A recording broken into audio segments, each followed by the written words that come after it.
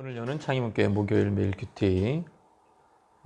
우리 이 땅에 오직 찬양하시면서 주님 앞에 나가시겠습니다.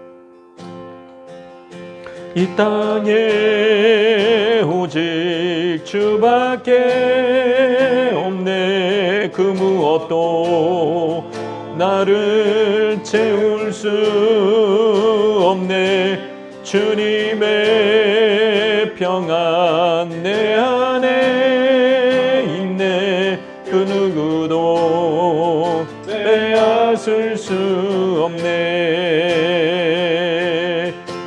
세상은 변해가도 소망은 힘을 잃어도 변함없이 붙드시는 그 구원의 손길.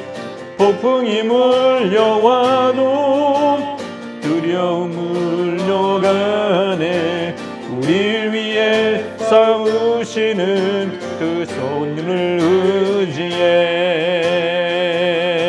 이 땅에 오직 주밖에 없네. 그 무엇도 나를 채울 수 없네. 주님의 평안 내 안에 있네. 그 누구도 빼앗을 수 없네.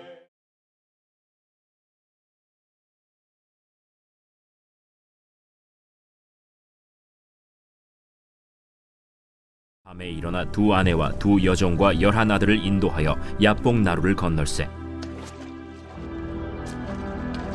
그들을 인도하여 시내를 건너가게 하며 그의 소유도 건너가게 하고, 야곱은 홀로 남았더니 어떤 사람이 날이 새도록 야곱과 씨름하다가 자기가 야곱을 이기지 못함을 보고 그가 야곱의 허벅지 관절을 치매 야곱의 허벅지 관절이 그 사람과 씨름할 때에 어긋났더라.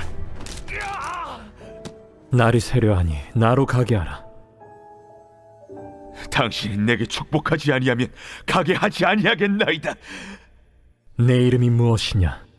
야곱이니이다. 내 이름을 다시는 야곱이라 부를 것이 아니요 이스라엘이라 부를 것이니 이는 내가 하나님과 및 사람들과 겨루어 이겼음이니라. 당신의 이름을 알려주소서. 어찌하여 내 이름을 묻느냐? 하고 거기서 야곱에게 축복한지라. 그러므로 야곱이 그곳 이름을 브니엘이라 하였으니 그가 이르기를, 내가 하나님과 대면하여 보았으나 내 생명이 보존되었다. 그가 브니엘을 지날 때에 해가 돋았고 그의 허벅다리로 말미암아 절었더라. 그 사람이 야곱의 허벅지 관절에 있는 둔부의 힘줄을 쳤으므로 이스라엘 사람들이 지금까지 허벅지 관절에 있는 둔부의 힘줄을 먹지 아니하더라.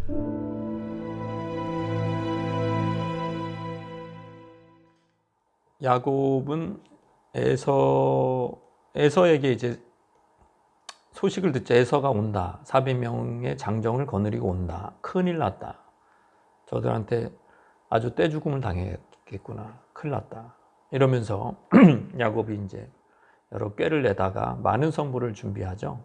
자그마치 550마리의 짐승입니다. 짐승 떼를 선물로 미리 이제 보내요. 종들의 손을 통해서 미리 보내고, 남은 가족 두 아내, 두 여종, 11 아들과 함께 야복 나루에 있는데, 이제 그것도 여의치 못한 거예요. 그냥 건너야 돼, 지금. 왜냐하면 이제 선물을 보냈으니까 따라가야죠. 밤에 일어나서 두 아내, 두 여종, 그리고 11 아들을 인도해서 야복 나루를 건넙니다.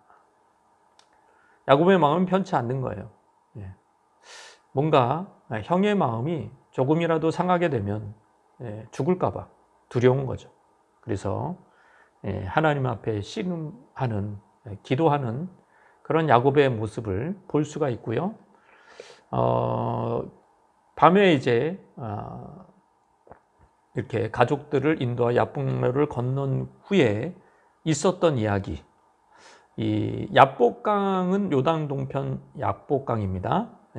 이게 이제 요단강으로 흐르는 강이죠. 깎아지는 협곡을 통과해야 되고요. 자, 이거를 건너면 이제 뭔가 가나안 땅이, 이제 약속의 땅이 오게 되는 것이죠. 야곱은 홀로 남았다가 있었는데 24절에 그래도 이제 편치 않은 홀로 있었어. 홀로. 어떤 사람이 날이 새도록 야곱과 씨름했다. 어떤 사람이라고 나와요. 그런데 이 사람이 바로 하나님과 방불한 신적인 존재라는 것을 알 수가 있습니다.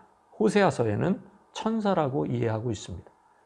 특별한 점은 천사와의 씨름, 그것이 바로 약속의 땅 문턱에서 일어났다는 것이죠. 야복강이 경계고 이제 가나안 땅으로 들어갈 그 경계에서 천사를 만났다. 그러면 우리는 뭐가 생각나죠? 훗날에 있는 비슷한 사건이 또 생각나요.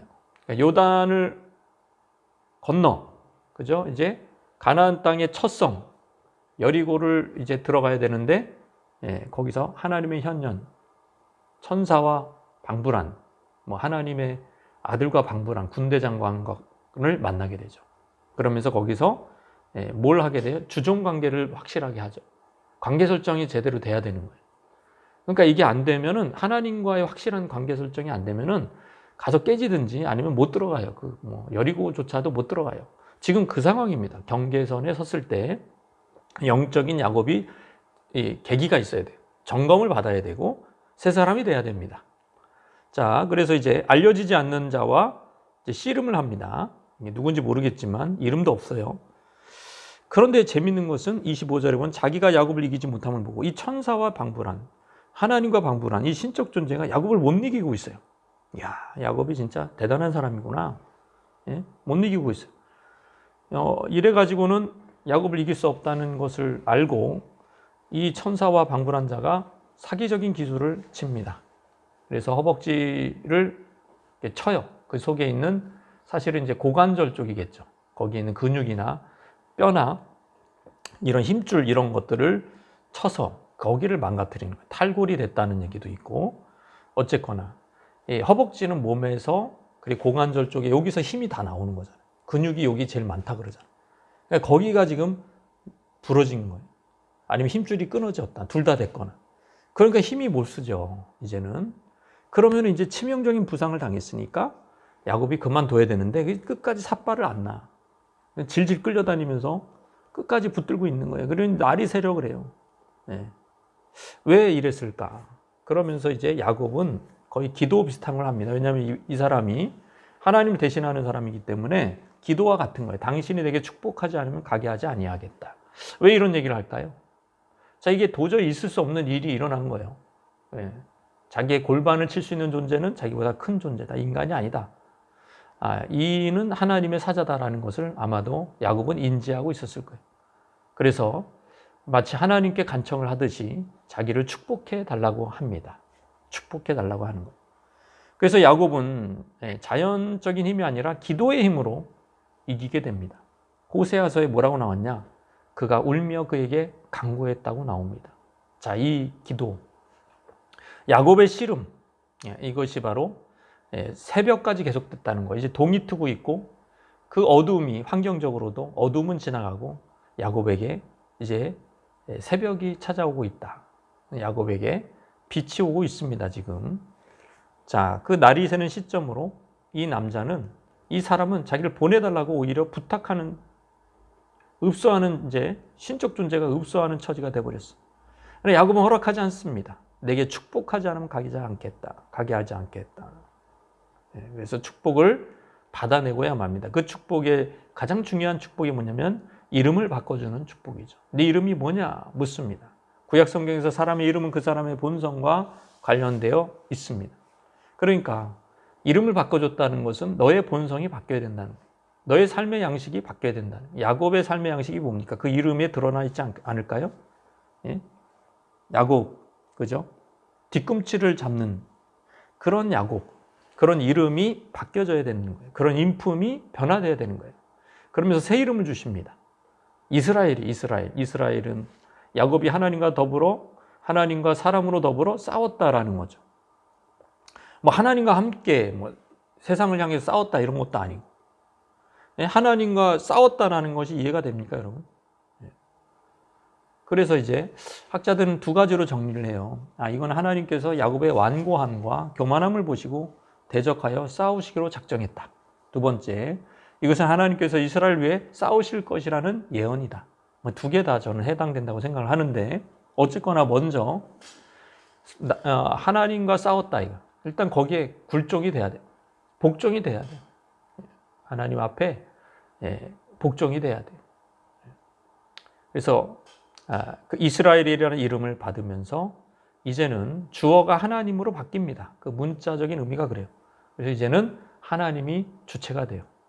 그래서 이제 그 완고함과 야곱 안에 있는 교만함과 야곱 안에 있는 경쟁심과 야곱 안에 있는 속이는 어떤 방법과 야비함과 이런 것들을 이제 다 내려놓고 하나님이 주체가 되고 하나님이 야곱의 삶을 이끄는 자가 되어야 되는 거죠. 이제는 발꿈치 잡는 자로서는 가나안 땅에 들어갈 수 없다. 야곱이라는 이름으로는 가나안 땅에 들어갈 수 없다. 축복의 땅에 들어가려면 이제는 이스라엘 여기는 하나님과의 싸움에서 복종하고 또 복종하니까 하나님이 자기를 위해서 싸워주시는 여호와께서 전쟁을 대신해 주시는 이런 신앙의 길로 가야 한다는 것이죠. 그 땅의 진정한 소유자이신 하나님은 그가 야곱인 채로 그 땅에 들어가는 걸 허락하지 않았습니다. 이름을 바꾸고서야 축복을 받아냈고 이름을 바꾸고서야 가나안 땅에 들어갈 수 있는 자격을 얻게 되는 것입니다. 그러면서 동시에 일어난 게 이게 지금 자기가 믿던 그 야곱의 허벅지는 엄청 컸나 봐요. 힘이 엄청 장사했나 봐요. 형만큼은 아니었지만 그래도 집안 내력이 뭐 힘이 장사. 근데 거기서 그 힘이 꺾인 거. 자기가 믿는 것이 위골이 된 거죠. 그러니까 내가 믿는 것들을 내려놓고 하나님을 의지하는 상태가 되어야 그리고 온전히 하나님이 주시는 축복을 갈구하는 심령이 되어야 가나안 땅에 들어갈 수 있는 자격으로 선다. 그러면서 이제 당신의 이름이 뭔지 알려달래요. 안 가르쳐주죠. 끝내 얘기하지 않아요. 그 얘기는 뭐 이런 어째 내 이름을 묻느냐 뉘앙스가 야곱아 넌 아직도 내가 누구인지 깨닫지 못하느냐 뭐 이런 의미도 될 수가 있습니다. 그러므로 야곱이 그곳 이름을 브니엘이라고 했습니다. 브니엘이 뭘까요? 내가 하나님과 대면하여 보았으나 내 생명이 보존되었다. 하나님의 얼굴을 봤다는 거예요. 브니엘은 하나님의 얼굴이라는 뜻입니다. 그곳 이름을 천사와 만나서 씨름한 그곳을 브니엘이라고 지었어요. 자, 그러니까 그 씨름한 사람이 하나님이라는 것으로 이해를 한 거죠. 야곱은.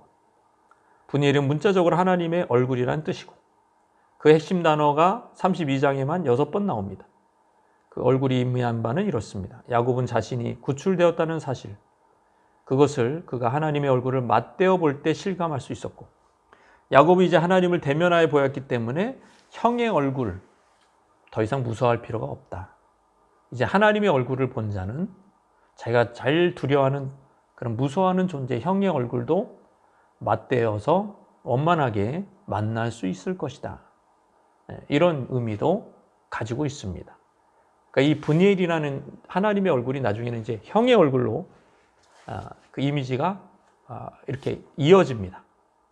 그러니까 이 하나님의 얼굴을 볼 때 가장 무서워하는 형의 얼굴을 이 세상에서 제일 무서워하는 형의 얼굴을 볼 수가 있다는 거죠. 그리고 그걸 감당할 수가 있다는 거죠. 먼저 하나님의 얼굴을 만나야 세상의 가장 큰 어려움을 감당할 수가 있다라는 말로도 우리가 적용을 해볼 수가 있습니다. 이제 브니엘을 지날 때 해가 돋았습니다. 허벅다리로 말미암아 절었더라. 그러니까 자기가 믿는 다리 근육, 허리 근육, 허벅지 근육은 못 써요 이제. 그러면서 절뚝발이가 됐어요. 불구자가 됐어요. 그럼에도 불구하고 이제 야곱은 그 땅에 들어갈 수 있는 자격을 얻었고 그리고 결국에는 승리하게 된다. 모든 기도 제목이 이루어지고 형의 얼굴을 두려움 없이 만나게 됩니다. 이제 앞으로 이스라엘이 어떤 식으로 승리하는가를 보여준 예표입니다. 야곱처럼 자신의 힘을 의지하지 않고 허벅지 근육을 의지하지 않고 하나님의 얼굴을 구하는 그런 기도, 믿음, 그런 의지함, 그런 신앙으로 대적들을 이길 수 있고 대적을 대면할 수 있는 얼굴과 얼굴을 부담 없이 평안한 가운데 만날 수 있다라는 그런, 안 그러면은 하나님의 얼굴을 그렇게 만나지 못하면 이제 진짜 가장 무서운 살기등등한 에서의 얼굴을 봐야 되는 거예요.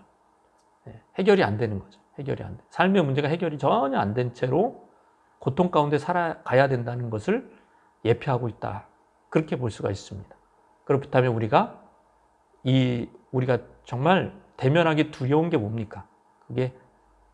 그게 뭐 어떤 사람은 질병의 문제가 되고 자녀의 문제가 될 수도 있고 경제적인 문제가 될 수도 있고 내 자신의 연약함이 될 수도 있고 그런 에서와 같이 원수가 될 수도 있고 이런 것들을 해결하려면 분이엘이 먼저 있어야 된다는 말씀을 생각하면서 주님 앞에 나가시겠습니다.